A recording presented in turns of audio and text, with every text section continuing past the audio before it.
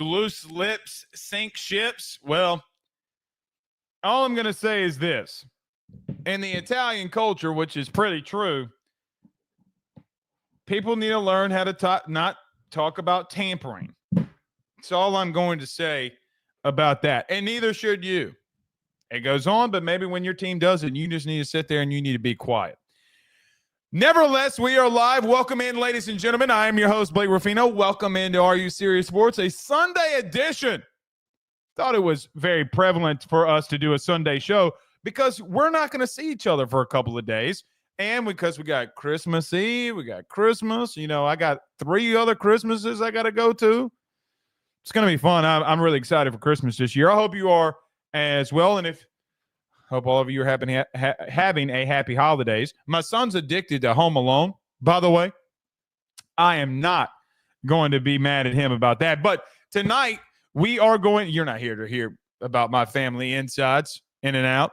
You're here to talk about LSU football, and I'm right there with you, and I fully agree because Brian Kelly and LSU continue to be on an outright heater here. We're going to talk about the guys that they've added officially here. Braylon Moore, the center out of Virginia Tech. High upside, and you desperately needed a center. Patrick Payton from Florida State, the edge rusher. A lot of people wanting to clown on Pat Payton today. We're going to talk about the truth and the realities here about him. So we'll talk about the 2 new additions. Where does LSU go next? Are they going anywhere next? We'll talk about some of the Brian Kelly tidbits and the press conference that he had on a Saturday, nevertheless. How is some bowl practices going? So some things I'm hearing around bowl practice, maybe some young bucks standing up and standing out. We'll have to wait and see. So we'll talk about that as well. And at the end, we might talk about a little college football. And we might talk a little bit or get to some of your questions, thoughts, and concerns. So it's going to be a really good show. Really, really happy to be here with you. Everybody do us a favor and hit the like and share as well. Rob Boudreaux says, my daughter loves Home Alone, wants to watch it every day. So does Ben. He thinks it's so funny when Kevin throws a brick or when the can of paint comes down and hits your boy in the head. He loves it, thinks it's hilarious. And he belly laughs, which then starts. His laugh is so contagious, it makes me laugh. Right? My son's laugh makes me start laughing. So I can't help it. And then I'll sit there and watch it with him. George says, hello from Holden, Louisiana, not too far from here. The 225, good to have you in here. Chris Kimball, Tupelo, Mississippi in the house, 662. Stand up and stand out. Good to have you in here with us as well. Where is everybody listening to from tonight? It's a great question. Jay Grizz says, LMAO at your thumbnail. Well, if you're talking about this one, it's the being aggressive. Y'all don't like the AI? Thumbs up, thumbs down in the chat. Give me a thumbs up or thumbs down. Do you like the AI generated thumbnails? I think they're very nice. I think they're very, very, very nice. So, yeah. Paul Sharp is in the building. Good to have him in here. He says, what do you think about Javian Toviano moving to safety? Well, if you remember, Paul, Javian Toviano, and we're going to talk about this in the bowl and some things I'm hearing about some players. Javian Toviano did get moved to star. He was never a boundary corner, and quite frankly, you threw him out there, and you've thrown Sage Ryan out there at boundary corner to see what would happen. This is the part where I opened up the show and talked about tampering. Look, the safety thing, you got to get better at safety is how I'm going to phrase it. You got to get better at safety. So there are a couple of things that are interesting here. Remember, Brian Kelly said that Toviano moved back to safety. He didn't mention the star. So my first initial thought is, why back to safety? Okay, what are they going to do at that position? I do not know. I do not know who's going to start for star for you next year. But what I do know is that things are not finished, that you, for a 100% fact, know who's going to be there. And anybody reporting that, it's very reckless and it's very stupid. So I will just say I think that Toviano has a chance in this bowl game. He'll have a chance in the bowl practices. He'll have a chance in the bowl game. He'll have a chance during the spring. He'll have a chance during fall camp that if he, if you want to be a starting safety, that going into year 3, well, you better figure it out. You better figure it out. Zach is in the 306. Saskatchewan, Canada is in the building. Bro, we got people listening to us from Canada, yo. You got to love it. You absolutely, positively have got to love it here.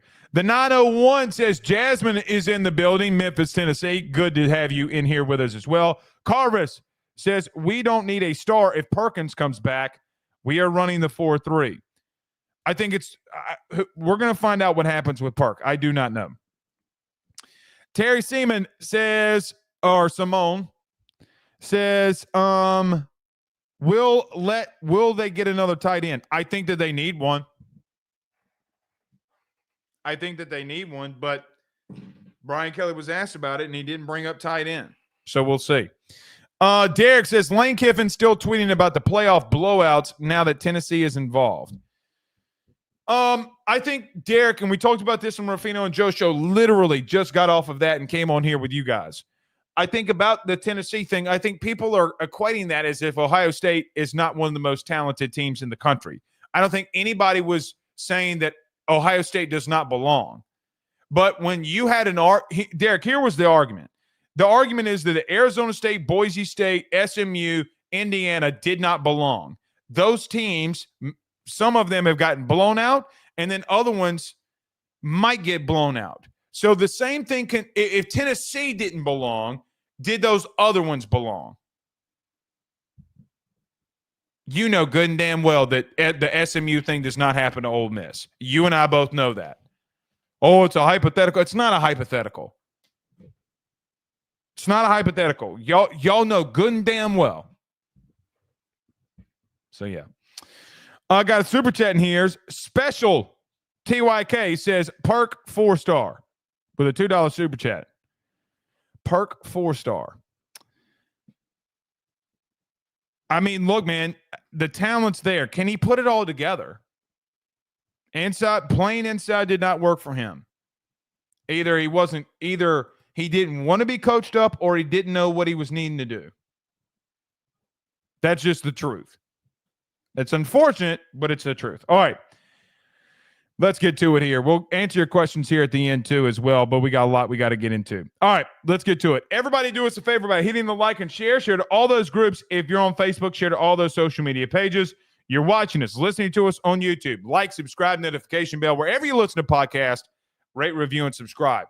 Let's get over to our good friends over at BetOnline. We come back and break down these portal editions for LSU. What's next for them? Take some questions, some things I'm hearing about bowl prep. We'll get to it all, and BK did talk on Saturday, so we'll talk about that as well. Stay with us, man. BetOnline is the fastest and easiest way for you to wager on all of your favorite sports, contests, events with the first-to-market odds and lines. Find reviews for all the news for each league, including Major League Baseball, NFL, NBA, NHL, combat sports, college sports, esports, and even golf. BetOnline continues to be the top online resource for all of your sports information for live in-game betting, props, and futures. Head on over to BetOnline today and use your mobile device to join and make your first sports bet. Use our promo code BELIEVE50, that's BELIEVE50, BLEAV 50, to receive your 50% off welcome bonus on your first deposit. That's betonline.ag. BetOnline.ag. He will sell your house and find you a new. Well, Tyler's the man, he's here for you. If you want to buy or sell, well, it's not too late. Dial 955-0008. Just call 955-0008. Y'all call Tyler. he'll shoot you straight. Louisiana is unique. The food, the festivals, even the bugs. No, not mud bugs. Unwanted bugs like these. The ones you don't want crawling in your home or business. Trust the Shield from J&J Exterminating. We've been protecting Louisiana homes for over 50 years, earning the trust of our clients because we deliver what we promise. Protect your home from pests. Get the Shield from J&J Exterminating. J&J Exterminating. J&J has protected Louisiana homes and businesses for over 60 years. Call him today, make pests go away. J&J Exterminating. Yeah. All right. Let's get to it here. I just want to throw out there before we do get rolling something that is very interesting to me. The first wide receiver as a rookie to go over 1,000 yards in the NFL this year has been Brian Thomas Jr. Malik doesn't have a quarterback, or maybe he would have done it. And then Jaden Daniels, absolutely, he's purely insane. Game on the line, splits the cover two in the middle, anticipation throw, on rhythm, on time, knew what he needed to do, bang, wins. Philadelphia doesn't clinch the East, and they're a 10-win football team. How nuts is that? So a couple of rookies for LSU. And, oh, by the way, Jay Jett scored 2 touchdowns today. Jamar Chase had the most ridiculous one-handed grab that I saw. Oh, and by the way, Joe Burrow's still the GOAT. Don't tell me this place can't be special, man. It's why when people freak out about in-state recruiting, it's probably why they freak out about in-state recruiting because, quite frankly,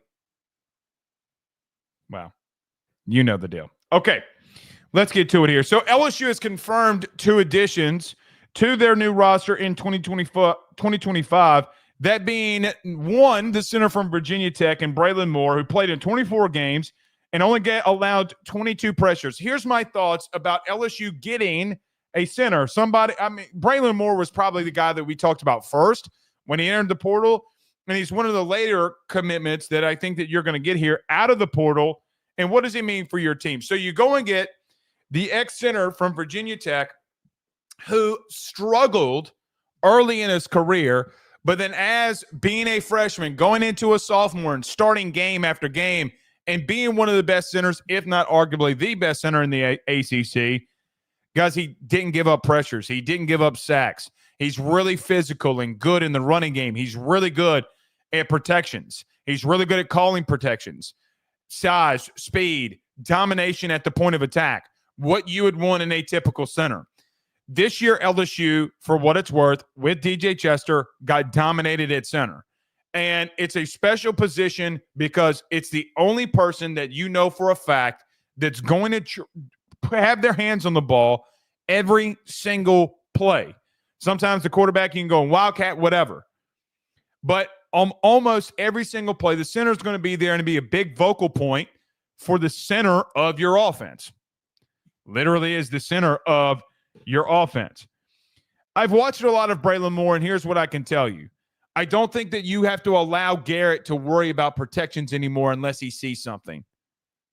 Garrett can worry about the secondary, and now that you have a guy that has a lot of experience, and I even was told by staff, I was told by our sources, I was told by people that cover Virginia Tech, and just a lot of people that they thought that he was one of the smartest players on their football team when it came to just being a dude of knowing football. The thing with Braylon Moore that's very interesting, it is a step up in competition, yes, but it's not as if that he has not seen good competition. You know, like a common opponent. What did he do against Virginia Tech? I mean, against Vandy. What did Virginia Tech, or he do for Virginia Tech against Vandy? Exceptional. Exceptional. His ability, not only being here, but being on the field and being the center point and the center focal person in your offense is big deal for one reason. You can move DJ Chester to where he really needs to be, and that being at guard. He's out of position. And it's very tough to play center when you, number one, don't know what you're doing. Number two, you're really a guard and you need to probably don't know all the protections. He is a a guard. Moore gives you that availability to do a lot of different things up front. It's a position that got dominated, and here you are getting a guy that in the last 7 games that he played gave up 0 pressures. 0 pressures. Garrett's going to have to be ready, though. That snap, at least at Virginia Tech, snap comes back pretty fast. Low center of gravity, dominates at the point of attack, really good in pass pro. He's going to be in the right position pretty much on every single play. So arguably the top center in the ACC is who you go after and you get and you land, and I think it's a big deal. You can do so many things at guard now. Now, we'll talk about this in just a moment. LSU is not done along the offensive line, in my humble opinion, of potentially trying to bring guys in. I don't know if they do. But if there's somebody that goes out there that they think that can play here, I have a really good feeling that LSU is going to go after them. We'll talk about Josh Thompson, the Northwestern offensive lineman, in just a moment, who could also play guard. Then ask the question, then what do you do with DJ Chester? So there's a lot of different things, and I think DJ could play right tackle, if I'm being honest. I think that's his real, true position. He's 6'6", 310. Most right tackles are 6'6". Just throwing it out there. But it gives you that versatility. Takes a lot of pressure off of Garrett, which is a big deal. Garrett can look at the secondaries, understand where pressures are coming from, but have the trust that a center with experience knows to get the other 4 guys along as with himself, 5, even 6 guys in the protection of what they need to do. It's a massive deal, especially if you're going to throw the football as much as you do. Garrett last year, in my opinion, from the way that the offensive line reacted when he went to the line of scrimmage, I don't know if he was completely sure of where the pressure was coming from, and I am talking about the Texas A&M game. Mike Elko threw a lot of things at Garrett, and a lot of it worked. When you have a center that's that experienced, it helps you out in knowing what you need to do. Now, 24 games started, 22 pressures. You say, well, Blake, that's a pressure a game. Okay, a lot of them came early. But then he figured it out. He was dominating this season. Okay, what, 3 pressures this season? 4 pressures this season, I think?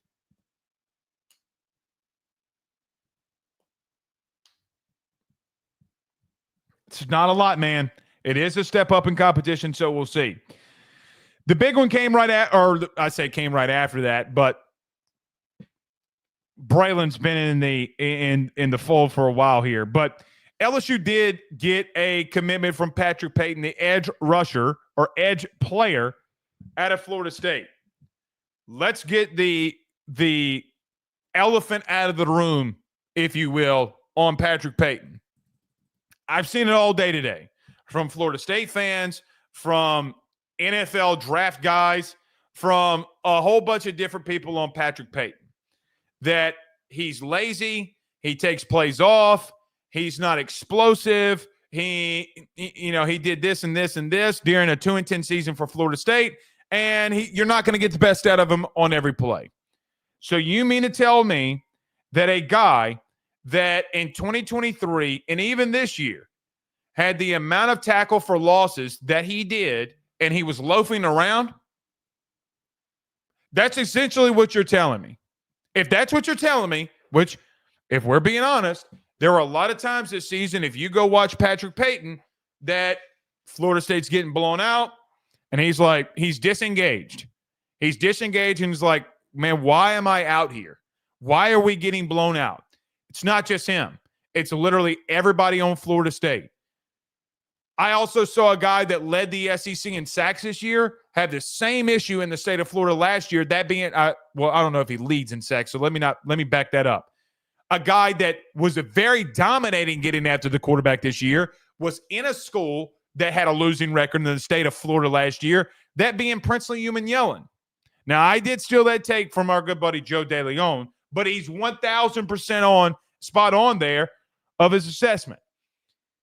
The talent that you have in Patrick Payton and the upside that Patrick Payton has, because he can be one of the best edge rushers on third downs, best edge rushers in the game of college football. The talent is there. I think that people don't necessarily fully believe he's good in the run, but then I'm going and watching tape of him last night and even into today of him stuffing the run. And I'm like, yeah, man, okay, he got worked here, but man, it's a dominating play 2 plays after that in the running game. 3 tackles at the line of scrimmage against Georgia Tech where he's obliterating the tackles, obliterating in the running game. 6'5", 250 pounds. What does he want for himself? Now, you cannot deny some of the loafing. Non-deniable. But I went back today, too, and watched 2023 when that dominant Florida State defensive line with Braden Fisk, Jared Verse, and himself. And I was appalled about the difference in player that I got from an effort standpoint when he knew that he was playing for a national title. It's crazy how that happened. But he's got 110 tackles, 32 tackles for loss. So, guys, for every sack that this young man has gotten in his career, he's gotten 2 more tackles behind the line of scrimmage in the running game. And he's had 16 sacks. His best year came when arguably Florida State was really good and they had a good defensive line and he was able to get after the passer and they were good defensively. The upside is there. And now you look at the defensive line with his addition. What can you get there? You have Payton. You have McKinley. What do you do with a Sadir Mitchell? Do you go after another defensive tackle? You got Pyburn. You have Relaford. You have Butler. So there's a lot of different things that you can do along the defensive line that, quite frankly, just being real, that I don't know that you could have done this season or last season or the year before that. And you had some defensive linemen that were drafted in those years, B.J. Ojulari and Mason Smith and Mekhi Wingo. And I think you're more talented. On paper, you are more talented now than those defensive lines. I don't think that that's a hot take at all. But Patrick Payton is the athletic freak that you want at edge. He is the athletic freak of an Arden Key. That is what he is. If you get the full production out of him, the insanity that he can put and the pressure he can put on a quarterback will be immense. Now, Pro Football Focus tweeted this. This is not my statistic, but they tweeted it. You can go find it if you want. In 2023, Patrick Payton hurried and pressured the quarterback 70 times in 13 games. 70. So let's put out the handy-dandy calculator here because I don't want to mess this up at all. But 70 divided by 13 gives us a whopping 5.38 pressures per game. So 5.38 times in the passing game when he was actually playing for something, he was making the quarterback's life a living hell. I wonder if we ever saw that with Jaden Daniels against a Florida State team and a dude that can run. Interesting, is it not? Now, the guys that he had alongside him on the D-line are not better than what you have, in my humble opinion. But the kid's not a slouch. There's a reason he's a number 2 player in the transfer portal because of that upside. Guys, he can be an all SEC defender. He has that ability. It's a massive pickup. The question ultimately becomes, do you get the best out of him? Last part I'll bring into this. Kevin Peoples is his position coach. And we did see Kevin Peoples get the best out of Braden Swinson. Life taught Braden Swinson some lessons this season with an unfortunate situation that happened in his family, and he played lights out.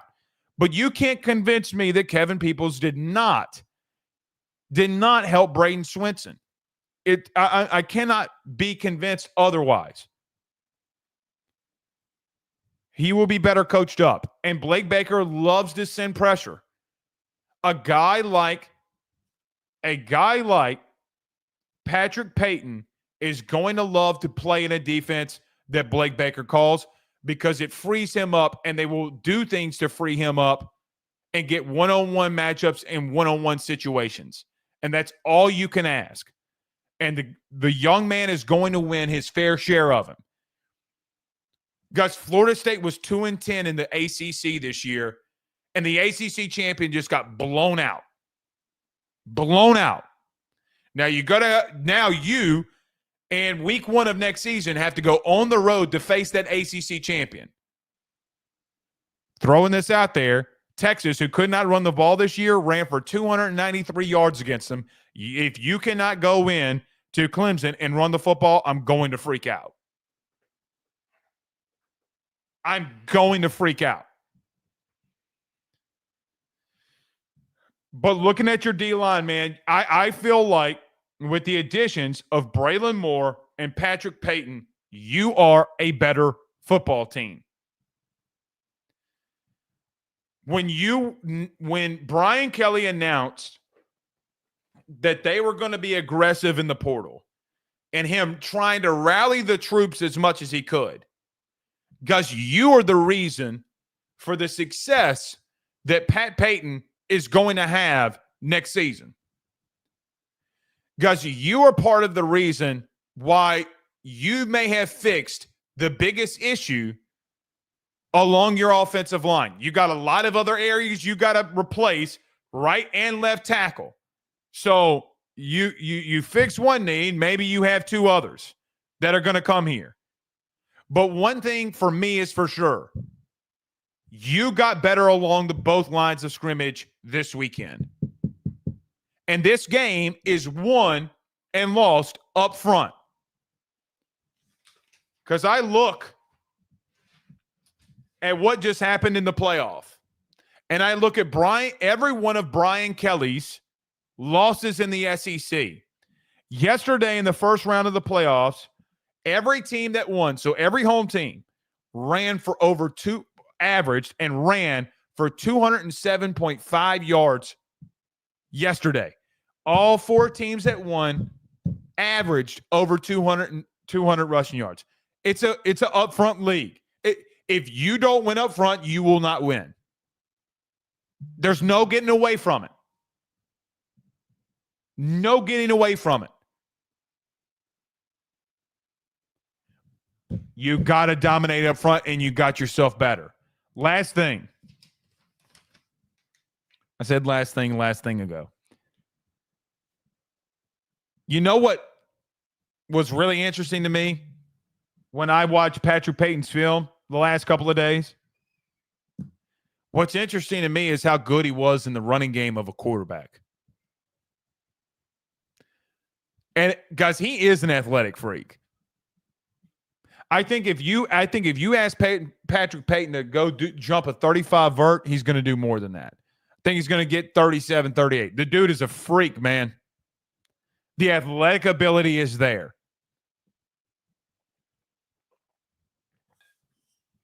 Does he take it to another level that can make him elite? You know, a lot of people point to what Ole Miss did in the portal last year, and they were like, well, Blake, they went 9-3. Because they went in the portal and got 3 premier guys along their defensive line. And what happened? Well, they led the SEC in sacks. They were number 1 in the country in run defense. I don't know if you can get there.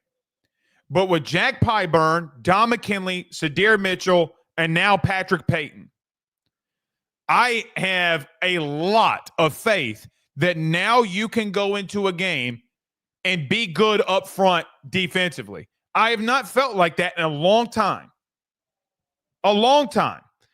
Linebackers have got to improve. I'm just going to go ahead and say it. I think that this is your best defensive line since 2019. All around, it's your best defensive line that you've had since 2019. And you've had guys that have been drafted on it. Mason Smith, BJ Ojolari, Mekhi Wingo, Jaqueline Roy, Pyburn, Payton, Cam McKinley reach that next level under Bo Davis, and I think that he can. Sadir Mitchell, Ahmad Bro, these guys are coming back.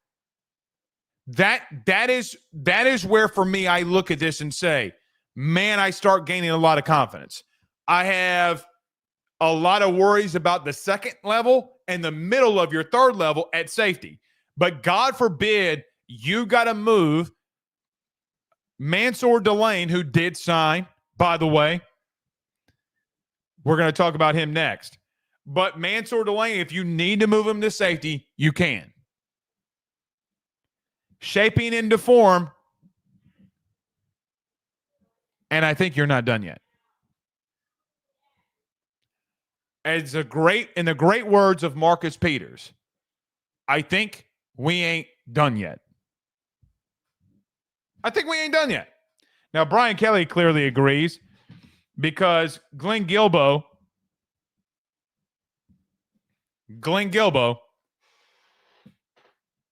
asked Brian Kelly in his press conference on Saturday. He said, Coach, you said you were going to go after 12 players. You're sitting around that now. Are you pretty much done with the portal? It's a great question by Glenn, if we're being honest. And Brian Kelly said something that you and I talked about all last week. You're going to remember me saying this, and I would ask, if you remember us talking about it, put a thumbs up in the chat. I said Brian Kelly said that there were going to be about 12 portal players that they go after. I said I thought that number was conservative by him because he's trying to undershoot where they're going. Because he doesn't want to say we're going to go after 15 and then they get like 8, and then it's like, well, man, we struck out on 4. What happened there? He was conservative of where he went. Brian Kelly on Saturday, after the question, stated, no, we're going about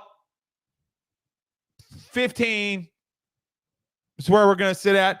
I'm not completely convinced. I'm not completely convinced now that you're at 13 transfers that you're only getting 2 more dudes. I'm not convinced of that. I'm not convinced of that at all. Because Brian Kelly literally in that same press conference stated, and I'm quoting, well, we're going to look at O-line, and if there's something that makes sense there, we'll go there. And we need to get better in the back end of our defensive backs, with our defensive backs. He's talking about safety. Clear as day.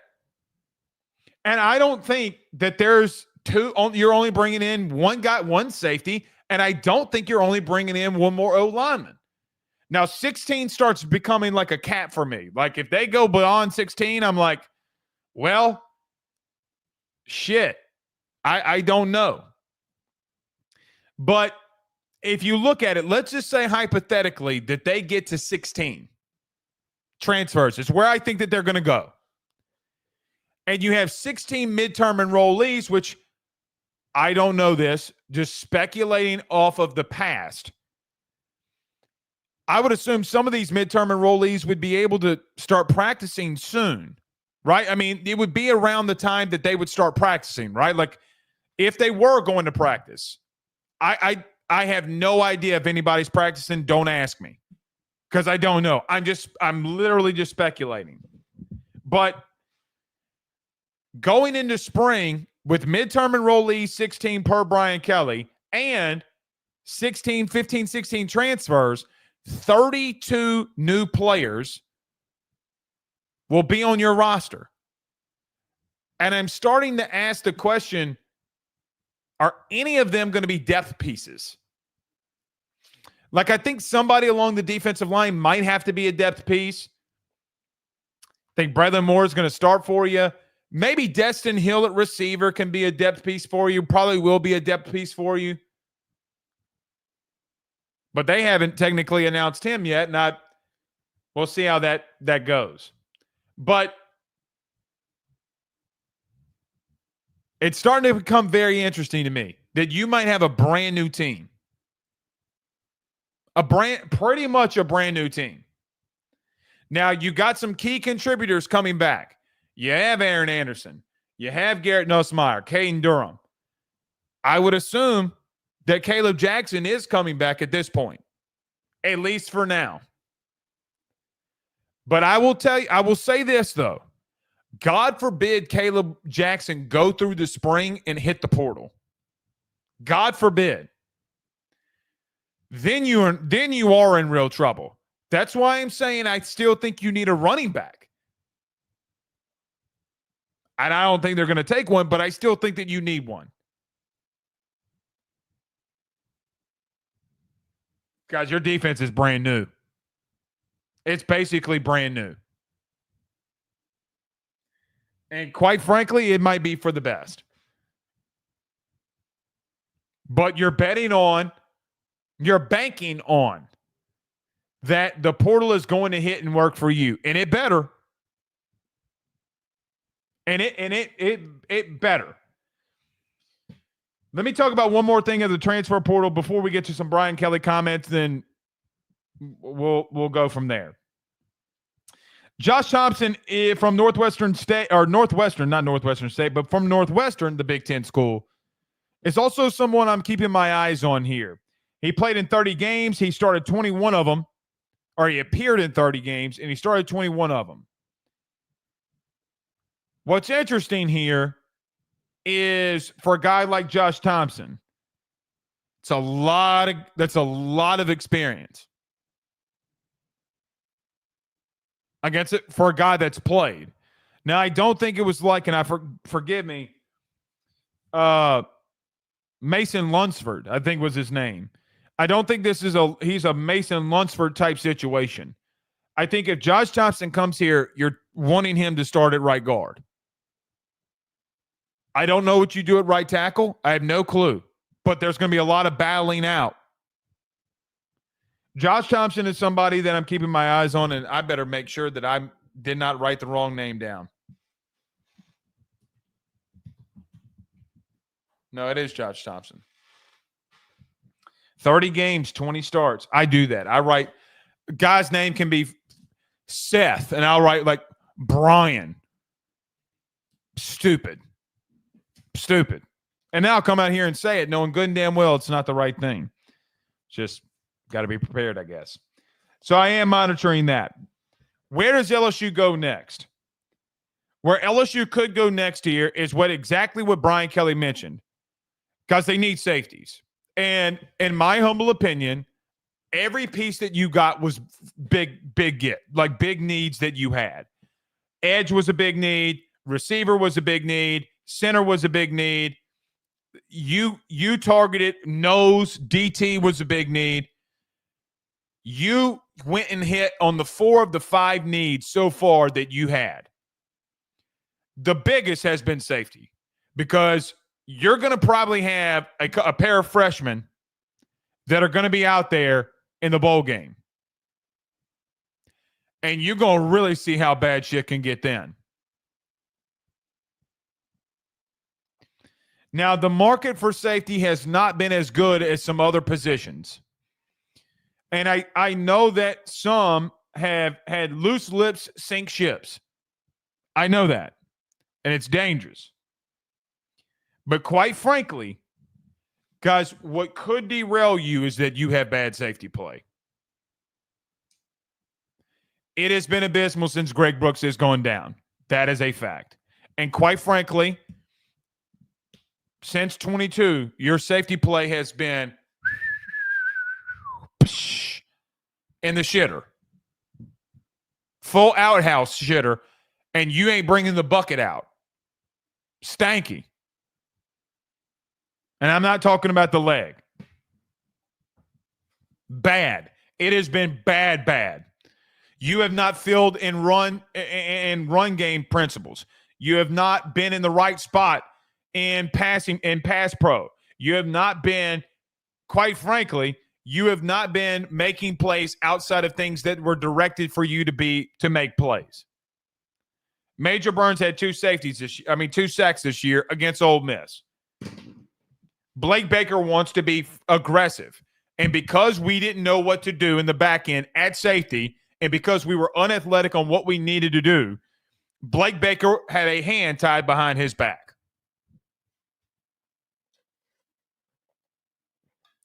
As bad as the D-line and front seven has been in moments, nothing has been as worse as safety play. Nothing.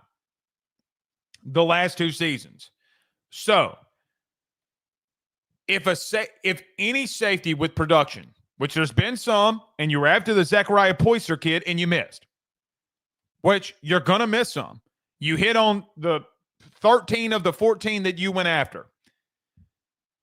You had a lot of people going after Delane, and believe you me, you had a lot of people going after Patrick Payton. A lot. And I'm not talking about small schools. I'm talking about bigly schools that were after Pat Payton, and you fended him off. That's what winning looks like. Here's another thing. I should have mentioned this too with Pat Payton about NIL. That's what it looks like when you don't miss. We didn't overreact because nobody wanted to talk about it. Kid came here and he didn't leave. That's what you call dominating. Because there were other teams in the SEC that wanted him. There were other teams in the Big Ten that wanted him. He got here. What does it take? I want X. Sounds good. You got X. You got X. We're going to give it to you. That's what putting your, if there's any women listening, I'm sorry. That's what putting your cojones on the table looks like. Quite frankly, when it comes to the money NIL situation at the current moment of what LSU has done, this is what it looks like when you grow up and you're a real boy. And you're not Pinocchio anymore. I'm a real boy. That's what it looks like. Pat Payton coming in, you dominating in an NIL space. So when I run out here and say BayouTraditionsCollective.com, or when Brian Kelly goes to a press conference and talks about the collective and raising money, and you have your LSU account tweeting out the link, genius, whoever's doing that, genius. Bravo, baby. Let's go. Patrick Payton is the recruitment of you putting your cojones on the table and saying, watch this. Watch this. The last time that I saw this many SEC teams get involved with a player on the D-line at edge, Jared Verse happened. Jared Verse happened. Princely Human Yellen happened.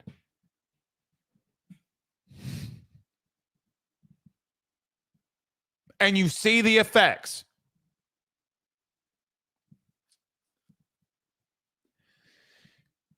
If that happens at safety, if somebody goes in the portal and it happens at safety, you got to put your cojones on the table. Then you start asking the question, hey man, what we about to do here? I'm dead ass serious. I'm not fluffing you. There's a lot of questions that you got to answer. But I go into the spring, I go into fall with some damn high hopes. I do. Hopefully they don't let us down. All right.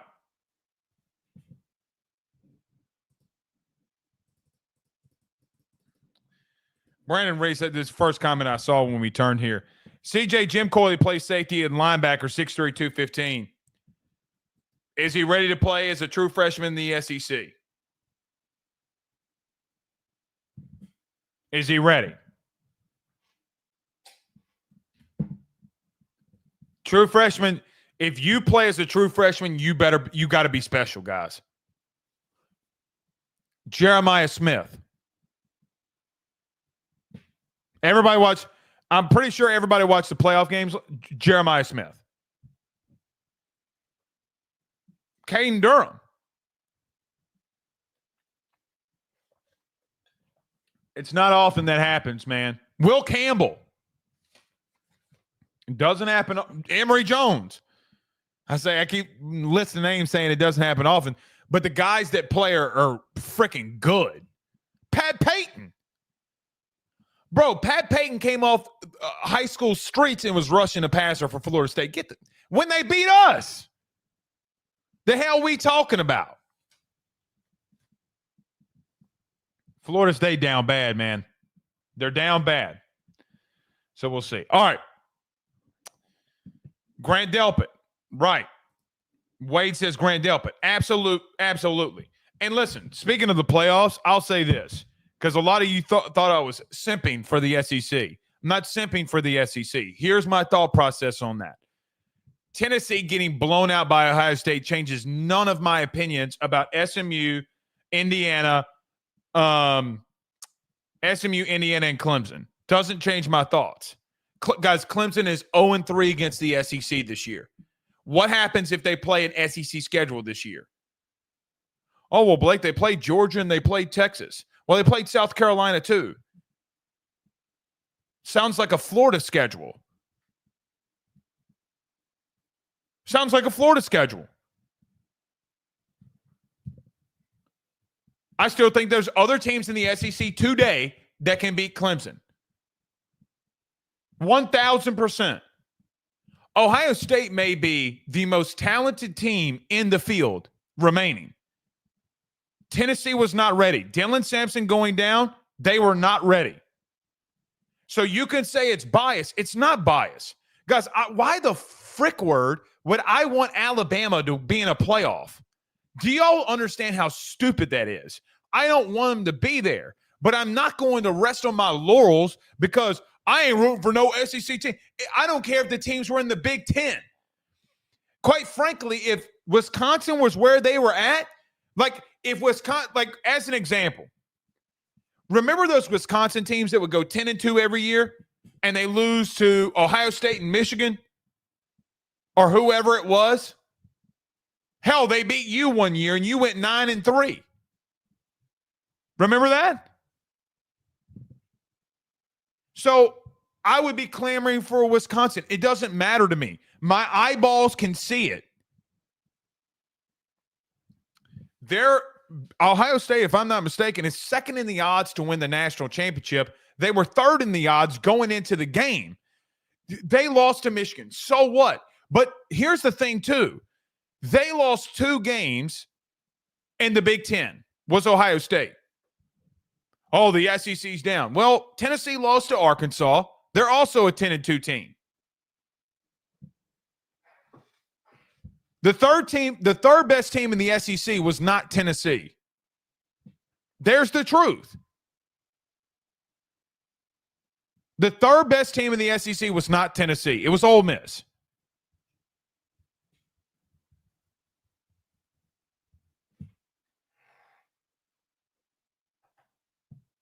Anyway, I know one thing. After what I saw yesterday, here's what I do know.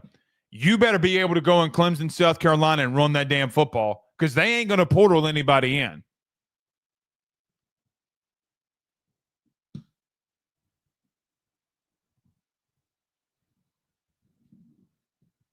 They're not. All right, we're going to come back. We'll take some questions here. Thoughts, questions, concerns inside the chat. You have questions about the portal. You have questions, anything. We're going to go answer them. So a 10-minute Ask Blake. That's how we'll wrap up a Sunday show. All right. Let me get to a quick break. When we come back, we'll do that, and maybe we'll talk some other things. Stay with us. Guys, I want to talk to you about our good friends over the Drake Williams Law Firm and Drake Title Company. Are you facing tough times due to an injury from a car accident, navigating the complexities of divorce, or purchasing a new home? At the Drake Williams Law Firm and Drake Title Company, they understand the challenges you're going through, and they are here to help. The lawyer team of Ernie Drake III, Ryan J. Williams, and Summer Vignair, along with Morgan Daniels, have the experience and proven track record to give you that peace of mind. Give them a call today at 985-386-7600. That's 985-386-7600 to schedule a free consultation at their brand new office located in historic downtown Ponchatoula. They're also doing a special, the AYS special. If you're refinancing or closing on a home in Southeast Louisiana, request the Drake Title Company to handle your closing. If you mention Blake Ruffino and AYS, you're going to receive a $400 discount on title fees. Again, give them a call at 985-386-7600. Let them know that Blake Ruffino sent you on by. Guys, you might know my good friend Carol Falls and all the great service that he provides over at State Farm. He is your good neighbor after all. But did you know State Farm has surprisingly great rates as well? Along with the great neighbor service, State Farm agent Carol Falls has surprisingly great rates for everyone inside the state of Louisiana. So call him today at 985-395-4300, 985-395-4300 for all of those surprisingly great rates on auto, home, and life insurance needs. Like a good neighbor, State Farm is there, and individual premiums will vary by customer. All applicants subject to the State Farm underwriting requirements. Louisiana is unique. The food, the festivals, even the bugs. No, not mud bugs. Unwanted bugs like these. The ones you don't want crawling in your home or business. Trust the Shield from J&J Exterminating. We've been protecting Louisiana homes for over 50 years, earning the trust of our clients because we deliver what we promise. Protect your home from pests. Get the Shield from J&J Exterminating. J&J Exterminating. J&J has protected Louisiana homes and businesses for over 60 years. Call him today, make the pests go away. J&J Exterminating. Yeah.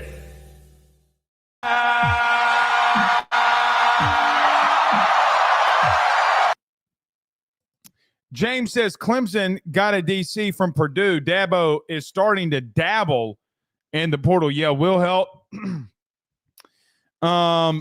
Did go to Clemson. Very interesting. Paul Sharp says, expand on players you are hearing about ball practice. Thank you for reminding me about that. So Trades Green, per Brian Kelly, is moving to back to tight end. What's interesting about that is that they didn't have a position coach. And I wonder if Brian Kelly was ever asked in a press conference, because I don't know, if he was ever asked in a press conference, well, who's been coaching tight ends, what he would say. The thing that Brian Kelly alluded to, and which I started asking questions in reference to more heavily, is he said, and I quote, he's more than a willing blocker. He's trying to go out there and dominate in the run game. That is interesting to me. If you don't go get another tight end, I wonder if your thought process, if you were LSU, that you wanted to get two tight ends. Brian Kelly pretty much had alluded to that. Very much had alluded to that. So what have you seen in bowl practice from Trades Green that led you to believe that you didn't have to go after and get another one? Maybe they do. I don't know. Maybe they do. I don't know. So, yeah. Go Tiger says, I don't see how you can't develop or find a spot for Shelton Sampson or for a Shelton Sampson or Ricky Collins. I don't think that they can play here. At least they did not show that they could play here through the first couple of seasons. Maybe a new environment helps them out. But guys, they had every reason to start Shelton Sampson. They moved on from him. Do you think if Shelton Sampson was doing good things in practice that they would walk away from him? Shelton Sampson would be a starter, and they walked away from him.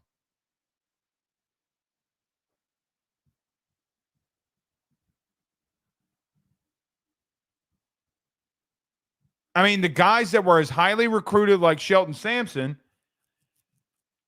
like Brian Thomas still had production. Malik still had production as freshmen. Gus, he's been here, 3 years? See, he was in here at 22, right? He was a freshman in 22. Am I mistaken, or was it 23? I forget. Maybe it was 23 and then – but he doesn't have a catch. I don't know. Maybe we're all wrong. Maybe we're all wrong. If South Carolina had a legit quarterback, they could beat anyone. Yeah. I think Lenore Sellers is really good.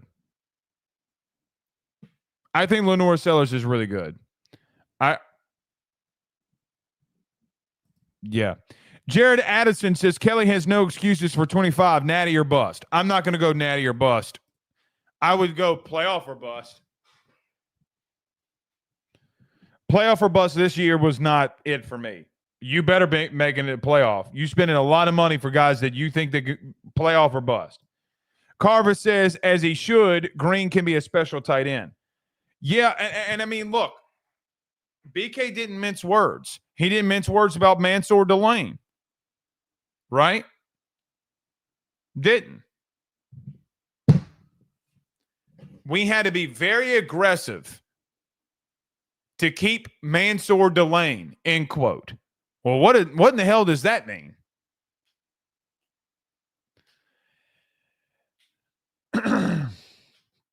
It would feel like to me that means that kid might have wanted to see what he can do in the NFL, and then you made it where it's like, yeah, man, okay, I'm going to go to LSU.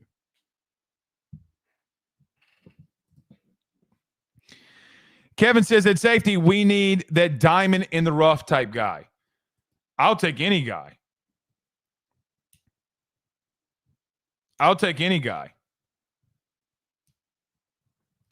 H-Town Creole says dual threat quarterbacks should go to small schools for playing experience. Maybe.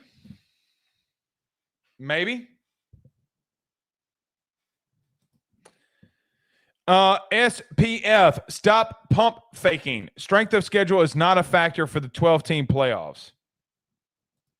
Now I just know that y'all are trolling.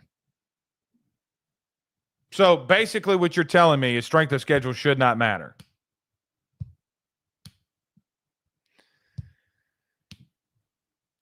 The worst team in the SEC in the playoffs, even more than Ole Miss, Alabama, and South Carolina. Tennessee had the worst of all the either contenders or guys that were out, had the worst strength of schedule.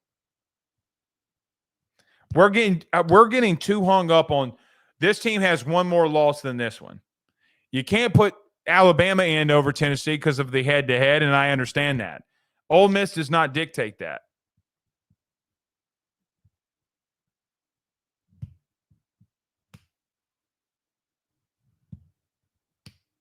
Doesn't dictate that. All right. We'll see y'all soon, man. We'll see y'all tomorrow, 10 a.m. Central Standard Time. We'll be live, 10 a.m. Central Standard Time. Until then, we'll see y'all soon. Y'all have a good night, man. Peace.